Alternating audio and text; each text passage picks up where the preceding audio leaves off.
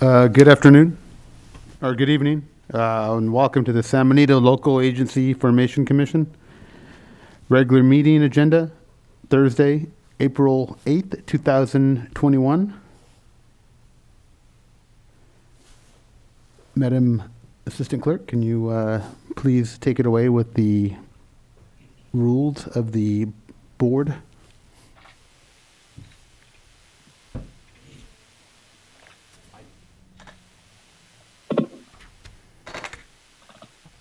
Good evening, Chairman, Commissioners, community members, members of the public who wish to speak during public comment periods. Please press *9 on your phone or the raise your hand icon on your screen. Each speaker will have 3 minutes to speak. We recommend that you upgrade to the latest version of Zoom to make sure you can participate through public comment. Thank you. Thank you. Here in the chambers, we have Commissioner Bencourt and myself. And via Zoom, we have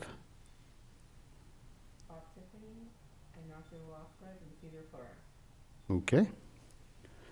Can we have the Pledge of Allegiance held by Mr. Bencourt?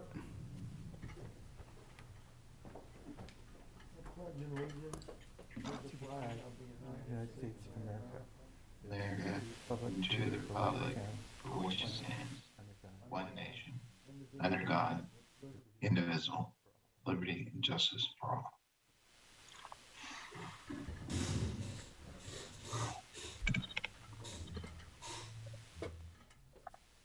Approve posting of the agenda. So moved. Is there a second? Second. All in favor? Aye. Aye. Aye. 5-0, motion passes. Public comment period. This is an opportunity for members of the public to speak on items that are not on the agenda. Do we have any public comment?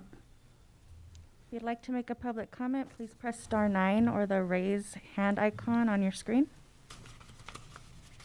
No comments? Okay, we'll bring it back to the board here. Consent agenda. Can we have a motion for the approval of the minutes of March 11th, 2021? So moved. Is there a second? I'll second. All in favor? Aye. All in favor? Aye. Aye. 5-0, motion passes. We'll go to our business items. The approval of the proposed 2021-22 LAFCO budget. Mr. Nicholson? Thank you, Mr. Chair. Yes, for LAFCO being an independent agency, the commission is responsible to adopt their own budget, and under the state law, you have to adopt the proposed budget by May 5th, and then the final budget by June 15th. And we typically try to have the preliminary budget in April, and then have the final budget come in May. And then if there are any issues, we would have June available to continue the meeting on the final budget and modify it so we can meet the state deadline. So that's our goal would be to get the proposed budget approved today.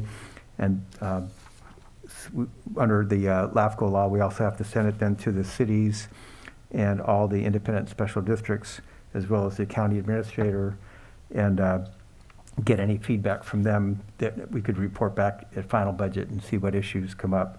And just for the public's benefit, the LAFCO operations, besides the revenue we receive from applications like annexations or detachments or sphere of influence amendments, the revenue that pays for LAFCO operations comes 50% from the county and 50% from the cities, and the cities share in the cost based on their revenue. And as we talked about last month at the just a preliminary budget discussion, was that because of the size of the economy, Hollister pays about 43% of the cities, or actually 43% of the LAFCO share, and San Batista pays about 7%. So part of the law then is to get the entities that pay for LAFCO to be able to see the budget and give comments. So we will send the budget as proposed or any modifications that come tonight to the cities and the county. And many LAFCOs, half the LAFCOs in the state also have special districts on them. And in those cases, those special districts help pay for LAFCO operations.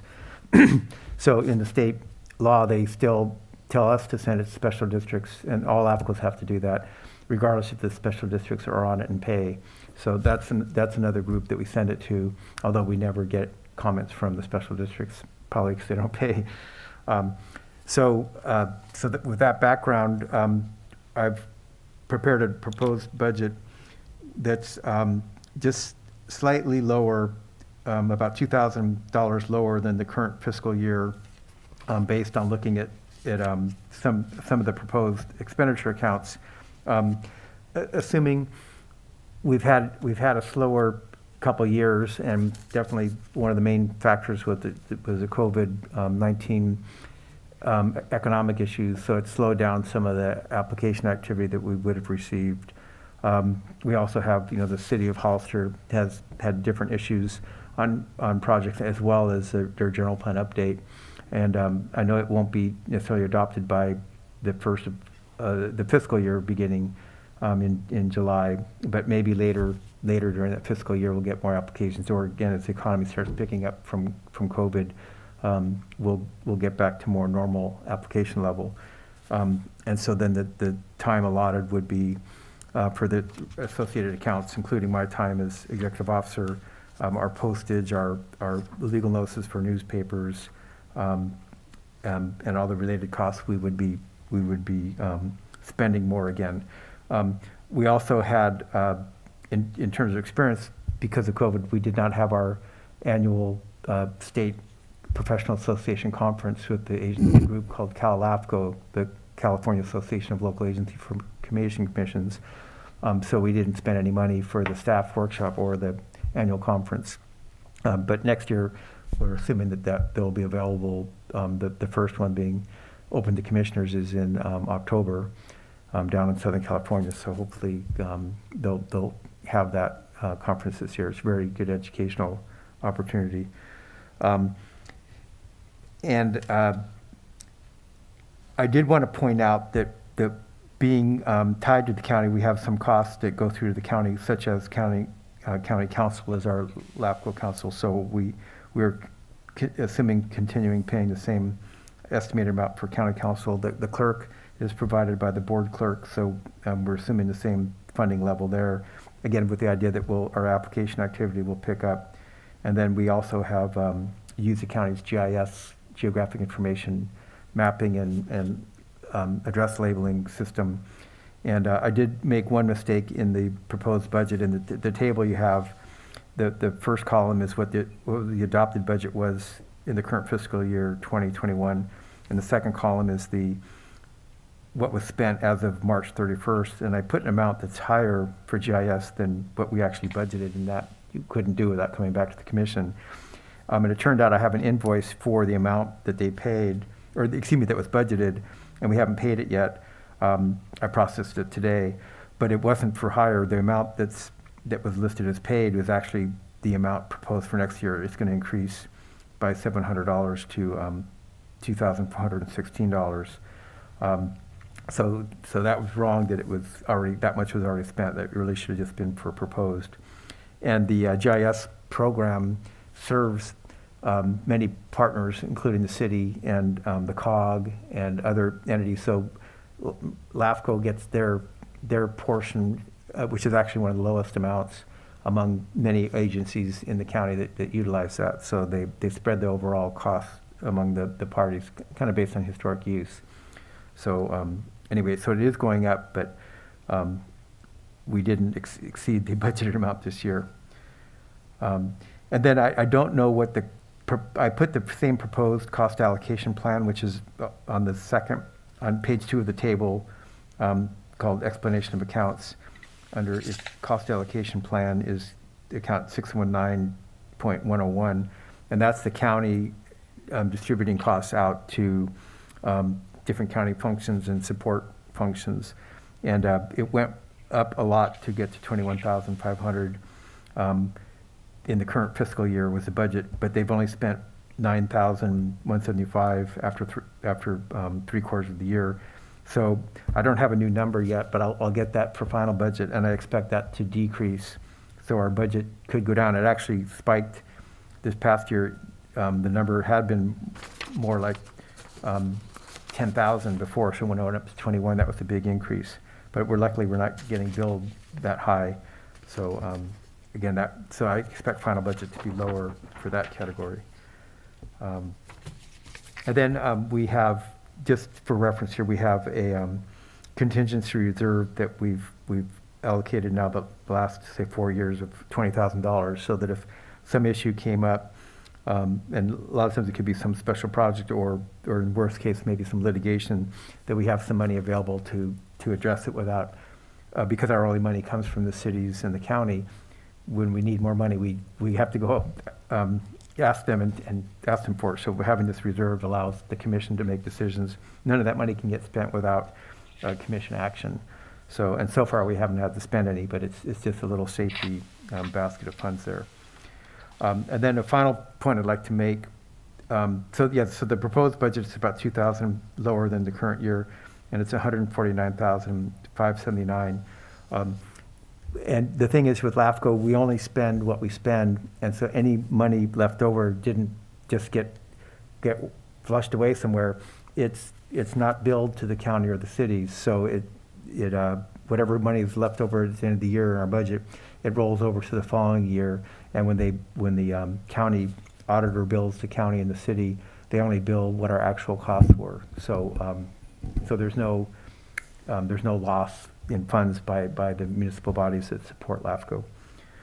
So with that, I definitely would recommend that the commission approve this proposed budget and authorize me to forward it out. And if you have any questions, I'd be happy to answer them. Thank you. Commissioners, do you have any questions? Mr. Vasquez? I'll start off with Mayor Vasquez. Any questions? I don't have any questions. No. Mr. Flores? No questions. Mr. Tiffany? None here either. We'll go to Mr. Betancourt. Bill, on legal counsel service, we don't always use that 10,000, right? And I thought we were putting overflow into our contingency funds, so in case which is what, $20,000? Correct. Okay.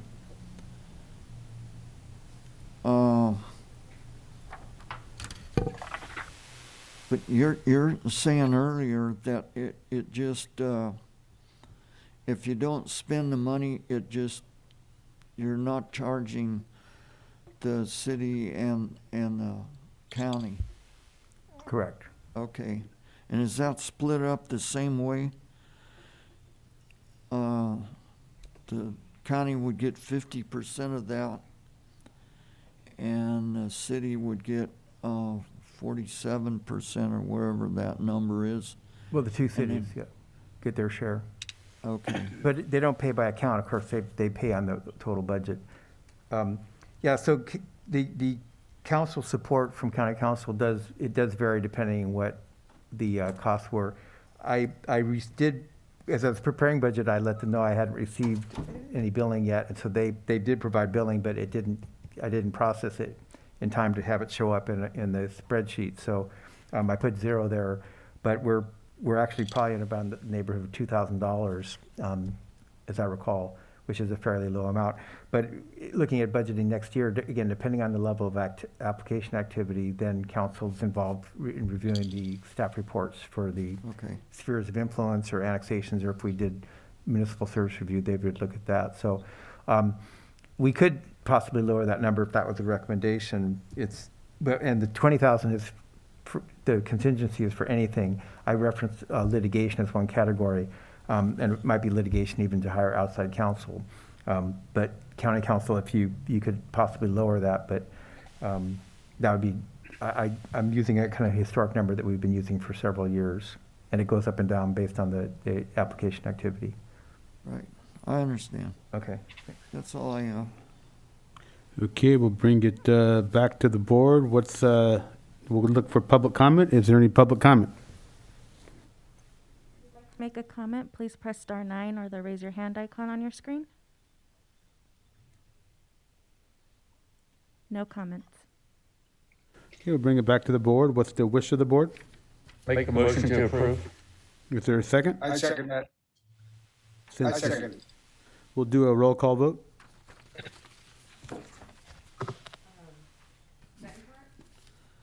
Yes.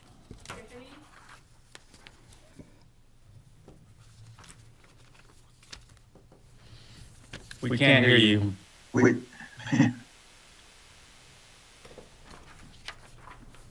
Betancourt, Yes. Tiffany, yes. Flores, Yes. Velasquez, Yes. Medina. Yes. 5-0, motion passes. Now we'll go on to business items. These are non-hearing items. Consider letter of support for AB 1581, Commission of Local Governments involving for annual omnibus bill sponsored by Californian Association of Local Agency Formation Commission involving technical, non-substantive changes to the Cortez Knox Hertzberg Local Government Reorganization Act of 2000. Mr. Nicholson? Okay, yes, thank you. Yeah, almost every year, Cal LAFCO, our professional association, statewide LAFCOs, proposes legislation to clean up things in the law that either aren't clear or that there's been problems with. And one way to do that is through this omnibus bill that's actually, the author of the bill is the local governance committee or government committee from the state assembly. So they actually put the bill together, and then Cal LAFCO is sponsoring it, but the author is really the local government committee, which is nice. They work closely with us. And so they solicit input from mostly the professionals in each Cal LAFCO, or each LAFCO, the executive officers or their staff, and identify problem areas. So this year, there's 3 main areas that are involved. And one of them is the very first one is a very minor one where when we're dealing with the spheres of influence that we're supposed to do the study every 5 years or as necessary. The legislation talks about to review or periodically adopt, amend or revise your spheres every 5 years. And the law describing spheres talks about doing updates. And when you do an update, you may or may not revise it. You may update it with new information, but you don't change the boundaries of the sphere. So there is a confusion by some people saying, well, you got to revise it, you got to change something versus just updating it. So it's a minor thing, but in areas of high controversy of LAFCO activity, it's become an issue. So it's really semantics there, but it makes it more consistent with the law and allows you to update a sphere to meet a legal requirement of timing, but not worry about changing a sphere on a map, changing the boundaries. So that's one. The second one is something that we don't deal with too much here, but we always deal with the extension of services outside of jurisdiction's boundary. And our favorite topic is the city of Hollister extending sewer out into the county. This provision is saying when you're extending that service outside your boundary, but across the county line, the current law lets the LAFCO, where the service provider is located, process the application to see if it should be approved or not. But this proposed legislation switches it to the county, the LAFCO in the county that's receiving that service. And the best example I think for San Benito LAFCO is the Aromas Water District, which the district overlaps into Monterey County. And so it's in San Benito and Monterey, but it's also right up against Santa Cruz County, but none of the district is in Santa Cruz County. So for example, if a farm labor camp had a bad well and they needed the best water nearby with Aromas, as of today, we would, as San Benito LAFCO, because the Romas district is centered in San Benito County in terms of the responsible LAFCO, we would process that request to extend it into Santa Cruz County. And if this passed, it would switch to Santa Cruz County. And the idea is that the LAFCO dealing with the land where the service is being provided would know better what the issues are in their county and what the general plan and the land uses and competing service providers are. And rather than have the LAFCO from the entity pushing it, providing the service, but going outside your county, you're not as familiar with what, in our case, what Santa Cruz needs are, or what other service providers are in their county that we don't even know about because we don't deal with them. So it's actually a good idea because then you're involved with the entities who might be the alternate service providers. And again, the majority of the LAFCOs have supported that, so now it's a matter of seeing if the legislature will amend that as part of this bill. And then the last one isn't a big issue here, but it's where you're dissolving special districts that aren't on the tax roll. There's a requirement that you go to the county and get a new negotiation over the tax rates. And so in some cases, it's a big hassle to do that. Like in LA County, to get on the board agenda takes months. So they would remove that requirement when you're dissolving a district. But it hasn't really been a problem here.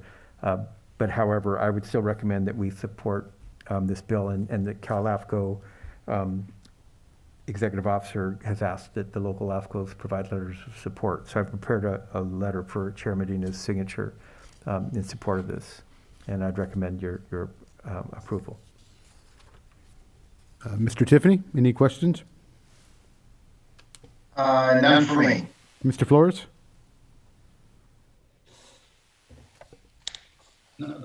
No comments, thank you. Mr. Mayor?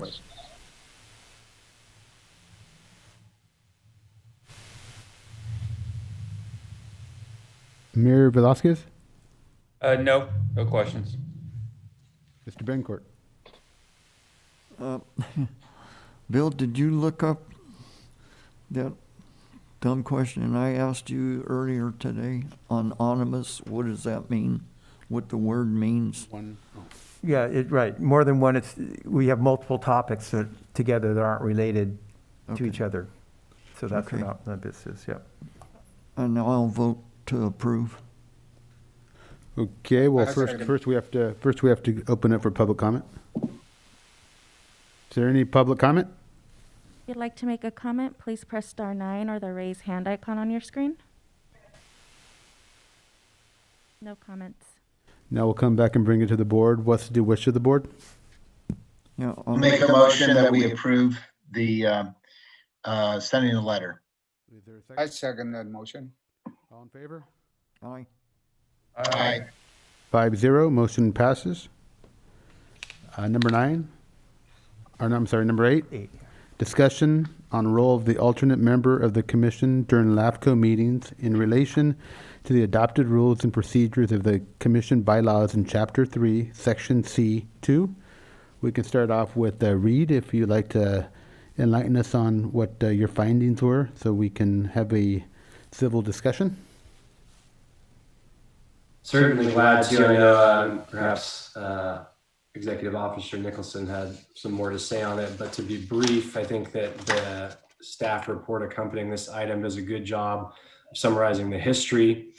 And what I would offer from the legal perspective is one of the difficulties that is sometimes present with the public governance is officials, if they may have to recuse themselves or otherwise not participate because of a conflict of interest, they still have the right to comment on that item as a member of the public. And that same complication applies in the case of an alternate member for a body. So although an alternate member might not be speaking on behalf of the agency or speaking in their role because they're not participating on the dais as a member of the commission, they still have rights under the First Amendment to come make public comments. And so you'll see the language that was modified in here is peccatory. It is suggestive. It is not binding and mandatory. People are encouraged to, but they cannot be prohibited from speaking at public comment. So we can make clear in the bylaws and in the resolutions and in the policies of LAFCO that they are not encouraged to participate because it creates confusion. And we would discourage that because it would be more appropriate and easier to run the meetings without somebody who might confuse members of the public or other commissioners by participating in that role. They do have a role and a right to participate as a member of the public. So the changes that were made here state what they say. They may not participate in proceedings except in the absence or disqualification of a regular member. That's pretty clear, but what it doesn't do is it doesn't prevent them from participating as a member of the public. It does allow them to participate as a member of the public because we can't take that right away from them, but it makes expressly clear that they're not as a member of the commission participating in the hearing.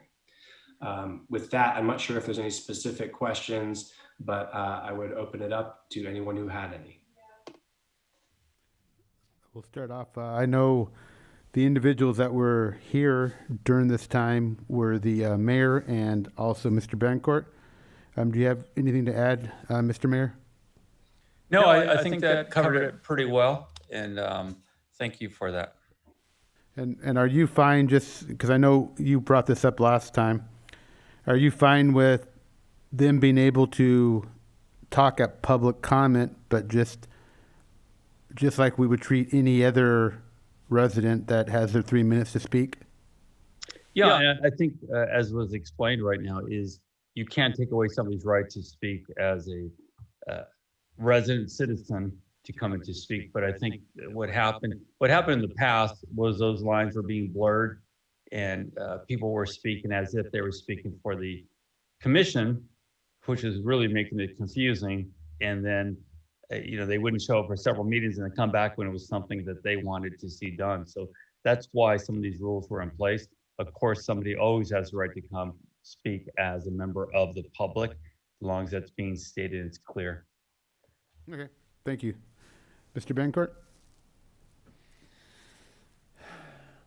I'd like to ask Council, we as commissioners, if a public person come up and spoke for 3 minutes, and once the public is closed, or public comment is closed, then we cannot ask a person from the audience to come up to the podium and ask them a specific question. So if public comment is closed, that would mean that there is no more, we have these meetings structured in a certain way. The public is given the opportunity to address the commission on items not on the agenda, and then as items are heard in that order as they're agendized. If the public comment period is closed, then the only way a member of the public would be permitted to speak again would be if a member of the commission made a motion to reopen public comment to permit another person to comment. That's within the discretion of the commission, depending on the cases and circumstances. Sometimes there's a discussion and new information is revealed during the course of deliberation, so it's warranted to reopen public comment because new information has been shared. But that's a case-by-case basis. You can reopen public comment to permit additional comments to occur. The chair and the commission do have the ability to set their own rules of procedure, so you can extend the time for public comment. You can also restrict it, and you can give people extra time depending on the circumstances. Again, those are case-by-case things, and the board and the commission here has the jurisdiction and the discretion to make those decisions. So if somebody wanted to, and a member of the commission wanted to reopen public comment, that would be a procedural act. They would, make a motion, look for a second, and if it was carried, then they would reopen the comment to allow that to happen. Thank you.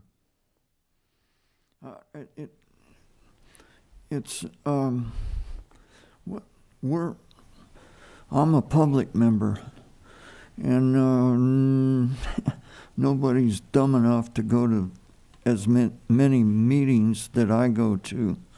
And the reason I do that so that I'm can come up here and understand what's going on in the county. And to me, if my alternate, whoever that might be, is how do you get somebody to participate in a meeting with any kind of knowledge of what's going on? Because to me, the people that are alternates for the cities and the county, they're part of those entities, and so they're aware of what's going on. My point is that to get an alternate as a public member would be very, very difficult. That's my reasoning for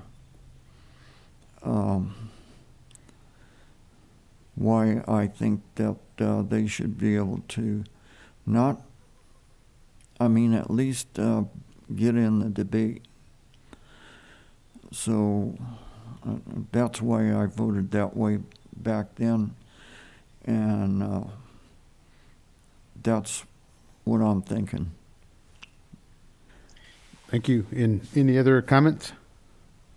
Well, my only comment would be to your point, Commissioner Betancourt, saying that the alternate can't participate certainly doesn't preclude that alternate from attending the meetings, listening in, staying informed. It just means that they can't get involved in the debate or obviously vote. So, I still think that, I understand your point, but I think as long as they're sitting in the audience and listening in or listening in Zoom, I think they're still staying informed. So, I can see the reason for doing what we did here. And they can also speak as a public member, although I think they got to make sure they make it clear they're speaking as a public member and not as an alternate.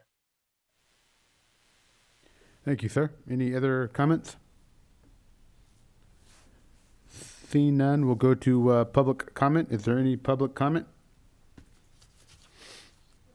A comment, please press star 9 or the raise hand icon on your screen. You've been unmuted. Please state your name and you have 3 minutes. Elia Salinas, I'm speaking as a public member. I am trying to stay very informed of what's going on in the community, both within the city and the county. And participating in these meetings as a public member is very important. I wish that more people were involved so they could know what's going on, both in this venue and all other commissions and board of supervisors meetings and city meetings. But the difference between myself being a public member is that I am an alternate. And regardless of whether I were an alternate or not, I happen to be a little bit more informed than the average citizen.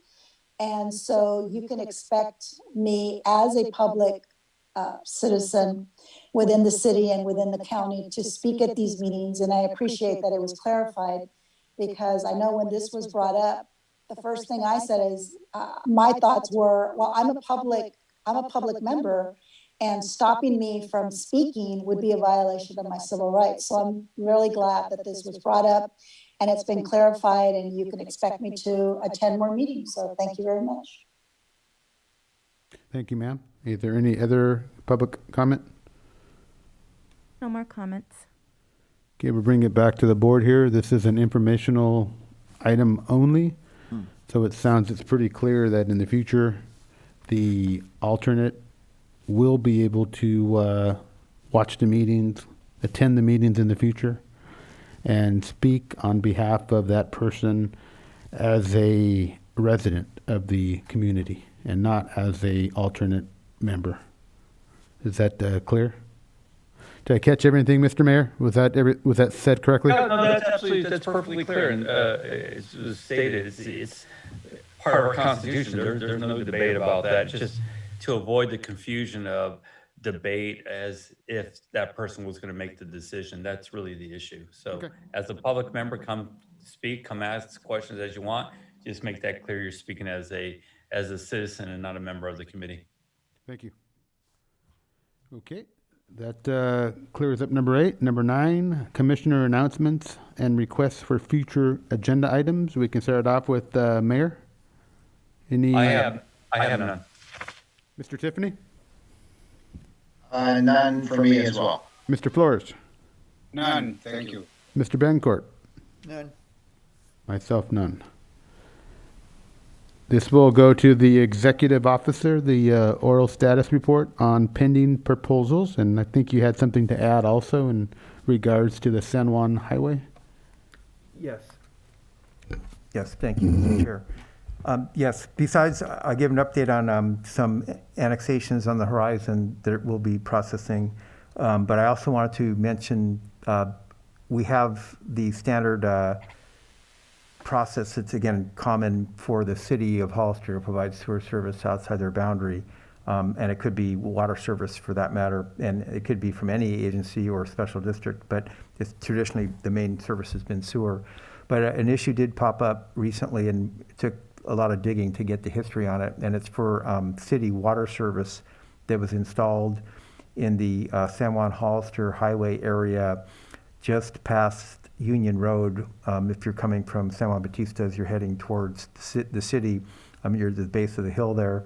There's a subdivision and some roads along the frontage who had all their wells contaminated by the adjacent or nearby munitions plant back in the 90s. And as a health and safety measure, and I'm sure there's a lawsuit on the company out there, but city water lines were extended and water meters were extended to all the homes out there. And there's one lot that didn't have a home on it, and working with both the city and the property owner and San Benito Engineering, who prepared the improvement plans for the city for installing the water lines and the meters. That property had a planned water line and meter on it, but since it was vacant, they'd never installed it. And now they're trying to get a building, or they have a building permit and they're building a home, and now they're having a problem getting the water connection because they're not in the city. And so it clearly, in my view, is staff qualifies for this exemption where the city provided service or extended services before 2001. And even though that one lot didn't have it, the whole subdivision did, and the improvement plan showed a line for that rather than take a formal action and bring it to the commission next month, just understanding that this clearly qualifies for the exemption. And normally what happens if they're exempt, and it's clear, I bring it to the commission's information and get a blessing by the commission. And the commission asked me for that several years ago when we were having a lot of these issues pop up. But if it's clear, then we have them bring it, but we don't charge an application fee. And where they're asking for exemption, it's not so clear, then they pay the fee and we do a full report and analysis and all that.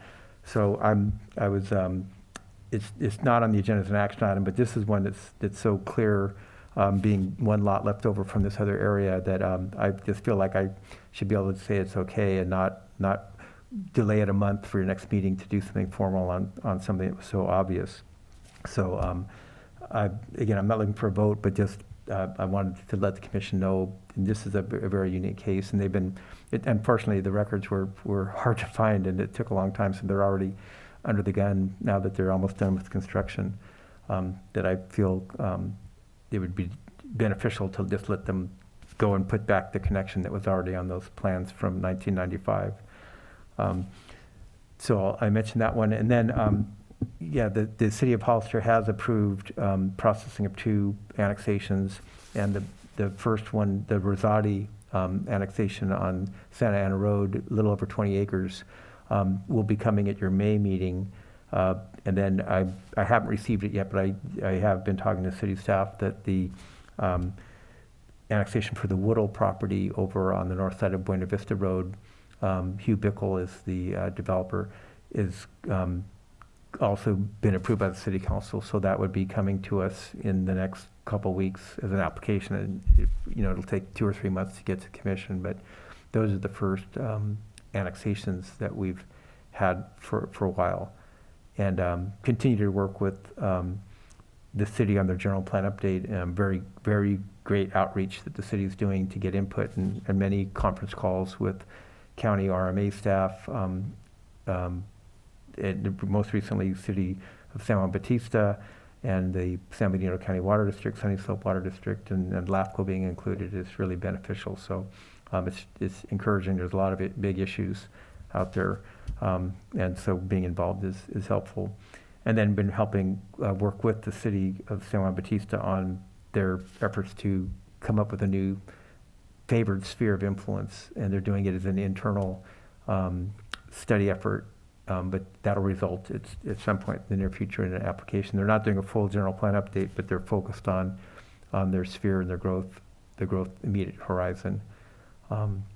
So that will bring something in the near future for a sphere amendment, probably in the next fiscal year. So that's my report. Thank you. Okay. Adjourn to the next regular meeting on May 13th, 2021, unless the meeting is canceled by the chair. Do we have a motion for adjournment? So moved. Is there a second? Second. All in favor? Aye. 5-0. Have a good night and have a good weekend. Yes, thank you. All Thank you. right, Thank you. Night. night. Night.